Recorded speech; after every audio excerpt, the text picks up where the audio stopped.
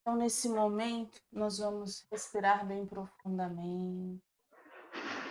Nós vamos sentir toda a espiritualidade, pingo de luz do Hospital Santa Cruz. Vamos nos unir a todos esses espíritos que estudam conosco, que possamos ter uma tarde de luz, muita compreensão e de muita. Graças a Deus. Graças a Deus. Capítulo 6. Dar passagem aos espíritos.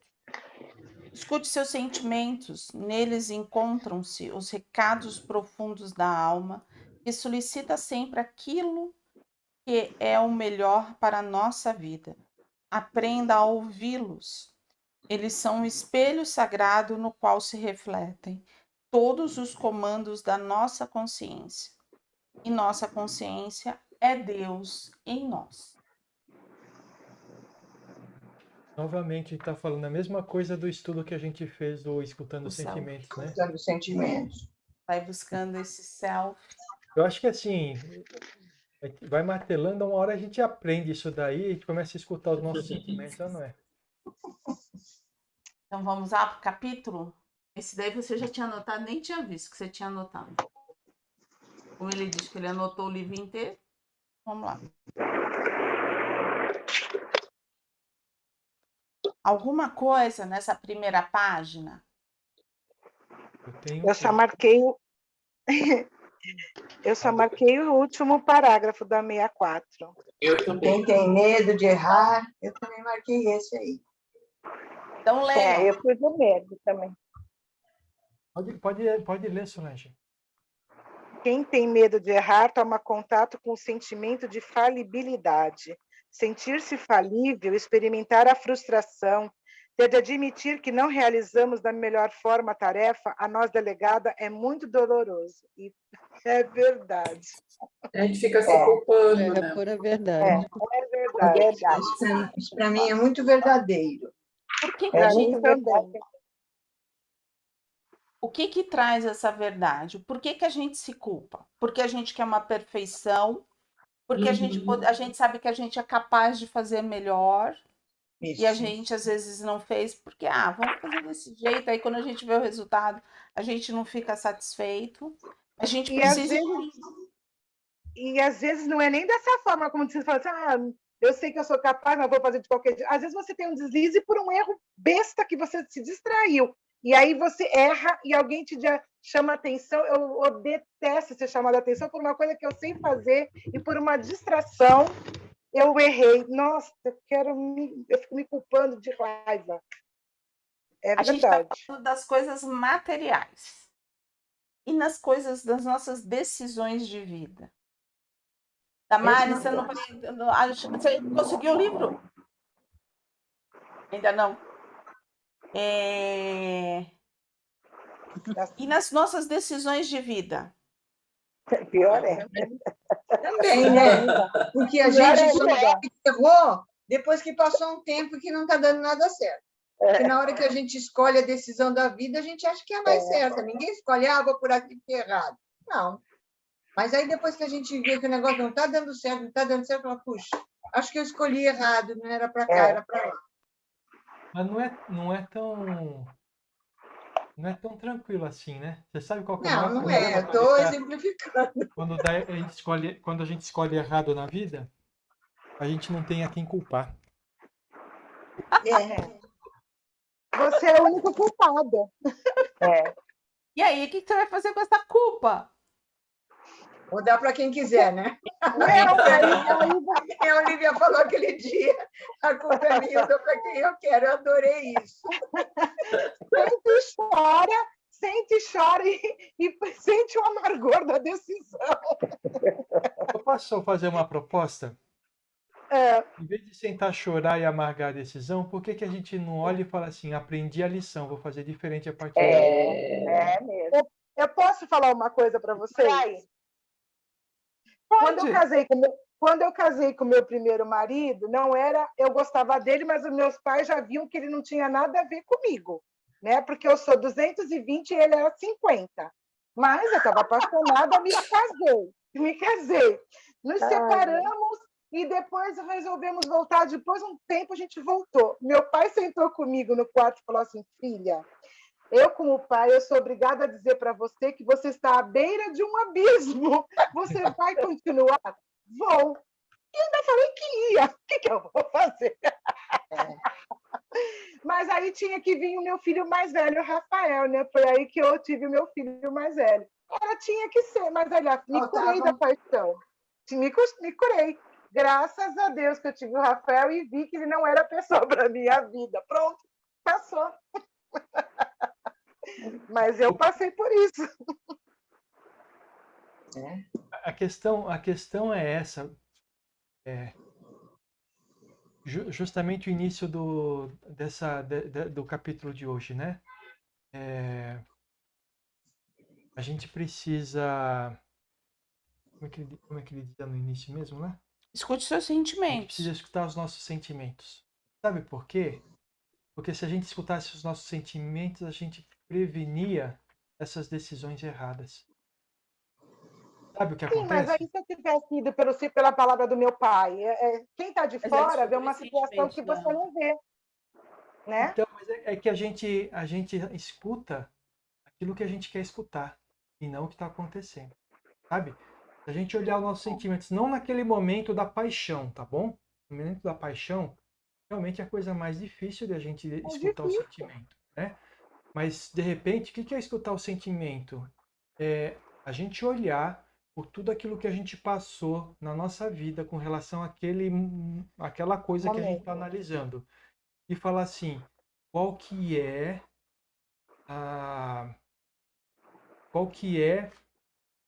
a média dos sentimentos que eu tive? São bons ou são ruins? Se são bons, vai em frente. Mas é tão difícil quando você é jovem. Com 21 anos, eu não tinha essa maturidade, né? Hoje é mais fácil da gente ver. Gente, não é com 21 anos. É com 60, que nem eu tenho, que dá isso daí também. Você sabe por quê? Porque a gente se encontra, a gente se engana. A gente acha que o mundo vai mudar, que as pessoas vão mudar, que a gente mudou. Sim. A gente tem que ver só a gente, né? Tem que só olhar a gente. A gente só pode... Se a gente fica olhando os outros e falar assim, não, agora vai dar certo porque o outro mudou, esquece. Exatamente. Eu tinha que aceitá-lo do jeito que ele era. Eu não aceitava, eu queria que ele fosse como eu era. Aquele marasmo, aquela pessoa... Gente, aquilo me consumia vivendo com ele. Falei, não dá certo. Você sabe que é o maior problema dos casamentos, né? As pessoas... Será que o outro seja igual a você, né? As pessoas encontram o príncipe encantado, a princesa, e aí começam a achar os defeitos. E fala assim, quando a gente casar, isso muda. Muda, né? E ninguém muda ninguém, né? Cada um veio para fazer a sua parte e se conhecer e tá perfeito. Porque se a gente fosse ser o que o outro quer, ia ser muito chato, né? Sim. Mas você quando alguém, você está querendo alguém que seja mais ou menos como você. Da mesma maneira, e aí não é. Não é, viu? A gente estudou em psicanálise que as mulheres buscam um marido que seja igual ao pai. Ao pai, E os homens buscam a esposa que seja igual à mãe. A gente tem isso no inconsciente. A gente não tá no consciente. Aí, conforme meu marido a gente... é tão diferente do meu pai, muito. Eu continuo os 220. Mas eu continuo nos 220. Ele é assim, 150. Mas tá melhor que eu. Aí a gente se entende, graças a Deus. Não, o seu pai era 220 ou 150? Meu pai, 350. Era terrível. Terrível. Tadinha da minha mãe. Eu e a minha irmã não arrumamos maridos nada a ver com o nosso pai. Nem eu, nem ela. Totalmente diferente. Bora. Vamos lá. O próximo parágrafo também. Mas, de verdade, eu marquei os próximos parágrafos, né? Também. Quem tem medo de não ser autêntico encontra-se com sua hipocrisia. Ao perceber esse estado, pergunta-se sobre o que é que não é seu e está mascarando algo, se está mascarando algo para obter vantagem moral, se está mentindo a favor de interesses particulares. Ai, que Deus. Essa daí eu posso dizer como fui presidente de casa espírita, era sempre a maior dúvida que eu tinha na minha cabeça, se as decisões, se aquilo que eu propunha era para satisfazer aquilo que eu achava ou que era melhor para casa, né? E aí a gente fica lutando contra a hipocrisia nesse momento, né? Algo mais? O próximo. Tá, então pode ler. Quem teme a crítica se depara com seu orgulho. O orgulhoso raramente consegue separar uma crítica feita ao seu trabalho de uma reprovação à sua pessoa, e por isso precisa realizar um encontro com seu processo de amadurecimento da autoestima. Eu não imaginava que fosse isso, né? Olha aí. É porque a gente precisa fazer um exercício de separar aquilo que é pessoal, eu, Valéria, e aquilo que eu estou fazendo. Se a gente consegue fazer essa separação, as coisas ficam mais fáceis. Porque a pessoa está falando daquela atitude em si, daquele ato, e não da pessoa, Valéria. E a gente leva naquele, né?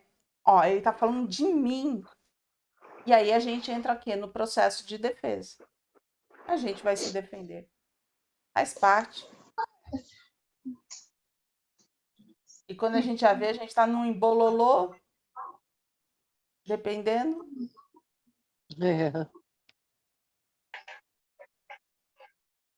Agora é a sua de novo. Alguém colocou a outra? Inveja. Quem tem medo da inveja tenta esconder-se de sua própria vaidade. Não ter do que se envaidecer torna a vida sem sal, sem graça. Quem não deseja a vaidade para não ter de topar com a inveja alheia, e seria penosa a estima pessoal. Na realidade, o que mais me chamou a atenção aí é a segunda frase: não ter do que se envaidecer torna a vida sem sal, sem graça. E aquilo que a gente sempre tem falado, né? A vaidade, né? Não é uma coisa boa quando ela é em excesso. Você tem que ficar satisfeito daquilo que você faz, porque senão, como é que você vai se motivar a continuar fazendo? Ou então, como você estima? Então, mas é que... Das suas conquistas, né? Das suas conquistas. O que a gente precisa aprender a separar é o que é vaidade e o que é satisfação. Vaidade é você transformar o sentimento de satisfação em algo para ser mais do que os outros. Entendi. Posso falar uma coisinha? Uma experiência minha? Eu, terça-feira, fui a pé, aqui de casa, até na Euclides da Cunha, mais ou menos. Quem conhece Santos sabe que é a Solange sabe onde eu moro e aonde é a Euclides da Cunha. Eu fui e voltei. Quando eu cheguei em casa, eu falei para a minha faxineira assim, eu estou tão contente, eu até me emocionei, mas eu não sei se foi exagero da minha parte me emocionar. Eu falei, eu estou tão contente de ter ido sozinha, eu fazia tempo que não ia sozinha, a pé, até lá e voltar numa boa, sem ter que parar no meio do caminho, sem ter que me sentar. Eu estou tão feliz comigo, falei para ela. Ela ficou me olhando assim, meio que, será que essa boca agora se achou da vida? Não nada. Imagina, vai até ali e volta. Então, eu me envaideci do que eu fiz, não foi? Não, você ficou satisfeita com o que você fez. Sabe por quê, Leda? Só você sabe o porquê que você não conseguia. Ninguém vivenciou aquilo que você vivenciou, a sua experiência. Mas você sabia o que você tinha vivenciado. E aí você venceu a si mesmo. Venceu seus medos, as suas inseguranças, que ninguém sabe.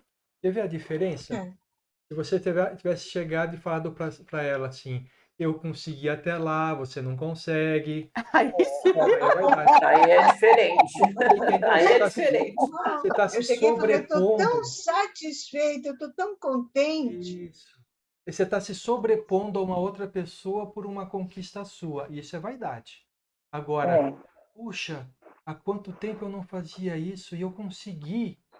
Nossa, eu estou satisfeito comigo mesmo por ter conseguido, Tô entendeu? feliz. É uma por superação, né? É uma superação. Uma superação, isso mesmo. Olha, Então, uma vez eu vi uma entrevista na televisão com a mãe do Caetano Veloso e da Maria Bethânia, Dona Cano.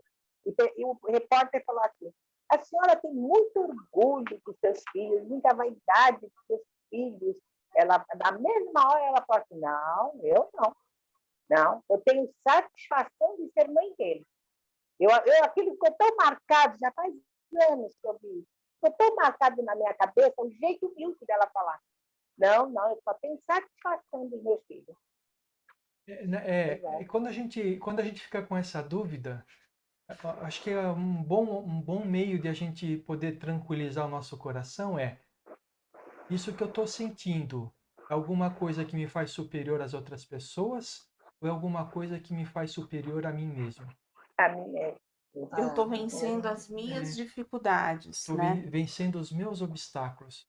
Eu não estou competindo com outro, eu estou competindo comigo mesmo. Nesse momento, satisfação. Quando você fala assim, eu estou ganhando do outro, é vaidade. É verdade. Entendi. Vamos? Eu marquei o próximo parágrafo também. A proposta cristã não ensina a negar sentimentos, mas sim a iluminá-los. Tem a direção correta na evolução. Sem a luz da consciência, os sentimentos permanecem na sombra, causando retenção de talentos, perturbação e dor. Que é o que a gente acabou de falar, né? A Leda comentou, ela teve um sentimento, só que ela estava em dúvida se aquele sentimento era vaidade ou satisfação. Aí ela jogou uma luz em cima do sentimento dela e descobriu que era satisfação. Então isso está na direção certa, e você pode continuar nessa direção. É isso que eu entendi desse parágrafo aqui. Alguém tem alguma coisa a comentar? Próximo não. Não me cabe o próximo. Manda ver então, você, Solange. Não, ela Não, falou mas não me cabe, porque antes de dar passagem aos espíritos, eu não recebo. Mas esse daqui é importante, eu marquei esse daí, tá? Antes da passagem aos espíritos, Deus Eu precisa também achei aprender a dar passagem ao seu próprio sentimento, pois os mais atemorizantes sentimentos guardam profundos aprendizados a respeito de nós mesmos e de quem nós somos verdadeiramente. Esquece a mediunidade, mas pense em tudo que você faz na vida, porque nós somos médiums um tempo inteiro. 24 horas por dia. Somos médiums de espíritos desencarnados e espíritos encarnados. Agora, quando você utiliza a sua mediunidade com um conhecimento de causa, para você fazer isso, você precisa dar primeiro passagem aos seus sentimentos. Para quem? Para o mundo? Não, para você mesmo. O primeiro médium é o médium de si mesmo. Porque o que faz um médium? Não é exprimir o sentimento de um espírito que não está encarnado? Então a gente precisa aprender primeiro a exprimir os nossos sentimentos, para depois, quando a gente estiver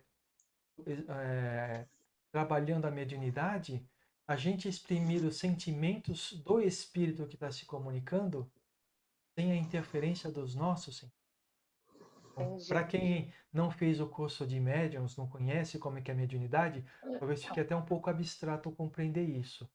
Mas o que nós estamos fazendo aqui é a busca do autoconhecimento. Porque um dia, quando a nossa mediunidade estiver a serviço do próximo, a gente vai poder separar o sentimento que vem de nós e o sentimento que vem do outro. Agora, nós já praticamos isso. tá? Toda vez que a gente fala orai e vigiai, o que nós estamos fazendo? Ó, presta atenção no que você está sentindo, porque pode ser que aquilo que você está sentindo não venha de você, venha do espírito, de outro espírito. Aí você presta atenção, mas para você fazer isso você tem que conhecer seu próprio sentimento. E aí se você percebe que não vem de você, poxa, você estava bem, acordou bem, de repente começa a dar uma angústia, você não sabe de onde que vem.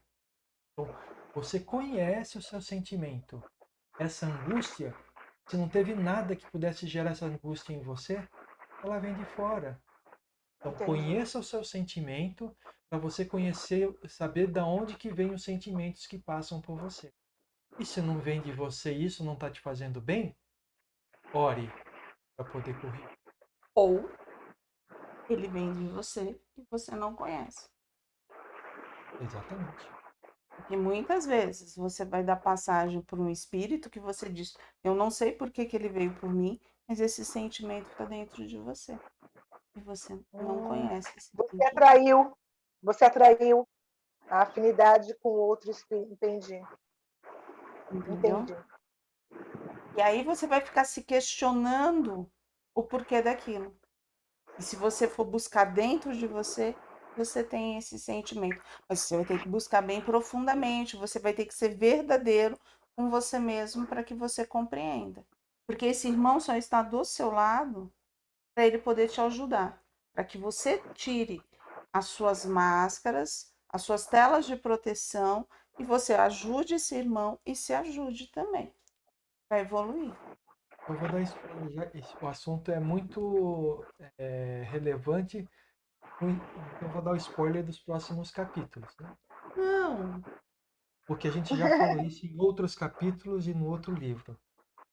Nenhum mal consegue ter acesso a você se você não der abertura a isso. Então, se outro espírito está chegando e está te influenciando, é porque aquela influência que ele está passando para você existe dentro de você.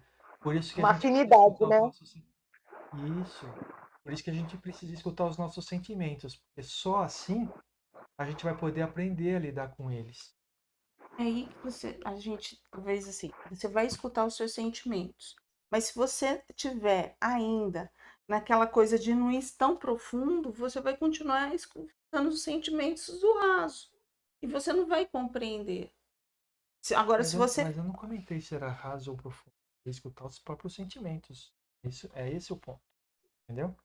Porque senão, se você não faz uma avaliação profunda daquilo que passa para dentro do seu coração, a gente fica olhando a máscara somente. Não é isso? É que você acha que não compreendeu o que eu quis dizer. Muitas vezes as pessoas, quando estão nesse fator, elas continuam comentando assim: não, eu não consigo compreender. E aí, assim, a gente vai insistir. Você se olhou sinceramente? Você buscou? E às vezes a pessoa tem tanta. Não conseguiu buscar verdadeiramente esses sentimentos dentro de si. Não consegue aceitar que tem esse sentimento. Bloqueia, né? A pessoa bloqueia. E aí, então, ela não vivenciou o sentimento, ela colocou só aquela máscara de proteção. Então, continua da mesma forma, não compreende o porquê. Porque, no fundo, ela não buscou, é aquela coisa da gente buscar realmente. A gente se olhar no espelho e ir retirando. O porquê que está acontecendo comigo aquilo? Tem um porquê, né? Sabe o que a pessoa faz nessa hora? Culpa o espírito. Ou então sente-se muitas vezes daquela forma assim, eu estou ajudando, eu estou aqui para ajudar. Eu estou recebendo um espírito difícil para ajudar. Mas eu não sou difícil, eu sou tão boazinha. Um anjo. Né? Então, é nesse sentido. Ou então a pessoa não recebe. Porque assim, Porque também bloqueia. Porque também bloqueia. Porque aí ninguém vai julgar, ninguém vai fazer nada. Porque se você for no julgamento daquele espírito que ela recebe, ela tem afinidade, então eu vou ficar quieta. Tinha ninguém. Eu não Não recebo. dá passagem. Não dá passagem. Eu só dou passagem em espíritos de luz. É, Assim, tem uma plaquinha. Mas é verdade. Isso não acontece? Virgínia, não acontece? Sim. Encerra o capítulo. Não tem ninguém no meio do caminho aí? Alguém mais? Alguma coisa desse capítulo? Não. não. Eu Não, tenho. da metade, Oi. Fala, Virginia. da última 66. Educação mediúnica, antes de tudo, um trabalho de educação emocional para melhor servir e melhor se conhecer.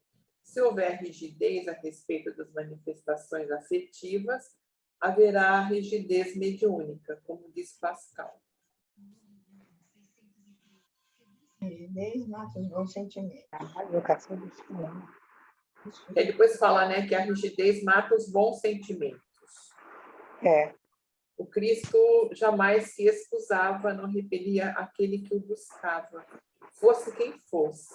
Socorria assim a mulher adúltera como o criminoso. Nunca temeu que a sua reputação sofresse por isso. É isso. A educação mediúnica, isso é extremamente importante. Por quê? Porque se a gente entra com esses valores, a gente está ali para trabalhar para Cristo, seja ele para o que seja qual for o irmão. Agora, se a gente tem crenças, se a gente tem preconceito, nessas horas vão ficar super difíceis. É aquilo que eu falei, eu não vou receber espírito de luz, eu só vou receber espírito de luz. Espírito sofredor, eu não recebo. Ou então a gente também tem um preconceito ao contrário. Eu só recebo espírito sofredor, eu não recebo espíritos superiores. Por quê?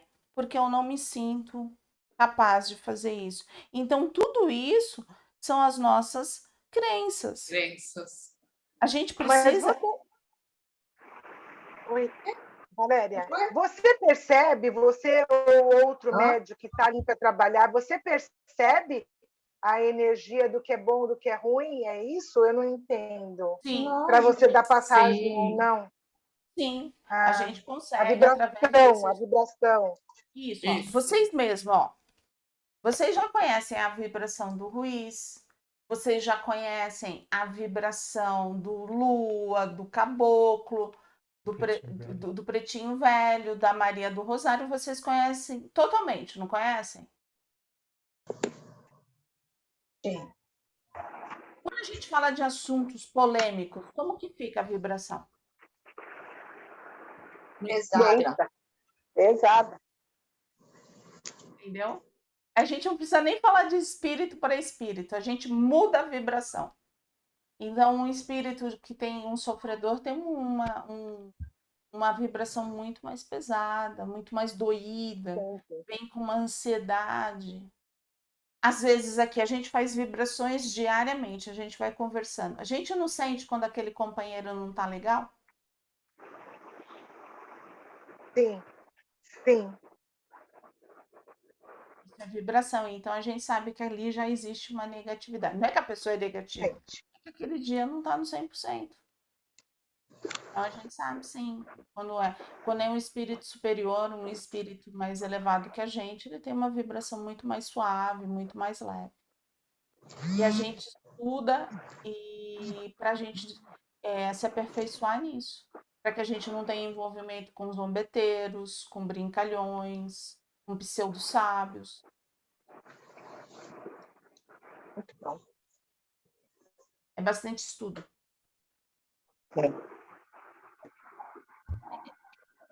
Algo mais, Sérgio Leme? Então a gente encerra esse capítulo 6, tudo bem? E a gente vai para o 7º. Aí já estuda 7º e 8º só para... Pode ser que a gente passe.